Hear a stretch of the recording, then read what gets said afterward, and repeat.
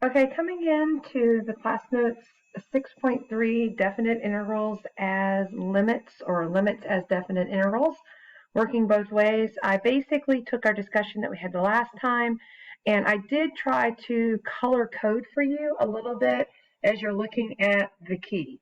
So for example, if we're taking a limit and changing it into the definite integral, notice that kind of as we're taking a look at it, that the limit over here is highlighted in yellow, which turns into the definite integral symbol, the limit of the sum. That the delta x is the first thing I start with. I identify delta x over here, and we write that down as our delta x is pi over n. And I use that to get part of the system I need to solve for b and a, the upper and lower bounds of the integration.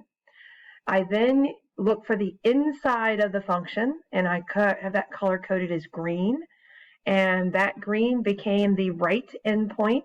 And notice that I added a 0 because there was no number added, so a must be 0. I use the combination of the two things in the box here to determine that b is pi. And then I finalize it out by taking out the right endpoint and replacing that with x, and leaving my function as the sine of x. So the next two, only the thing that's kind of interesting about number 2 is notice that they used k instead of I, but it's really the exact same problem. It shouldn't matter what we call what's called the index on the summation, whether we're naming the rectangles as I rectangles or K rectangles or J rectangles, that we should be able to kind of match that up. In this case, we use the K. For the very last one, just working the other way, I actually think that's a little easier. I took the integral symbol and replaced it with the limit of the sum in yellow. I then took my function, which was x to the fourth, and I put really basically big parentheses here.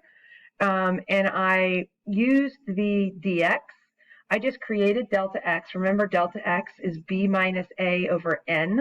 So I calculate that first, and then I use that delta x to get the right endpoint, a plus delta xi, and then I plug that in where the x was. So that's my pretty straightforward discussion for that homework. Continue on practicing the College Board handouts and the circuit. And then I will come back in with a new video next week.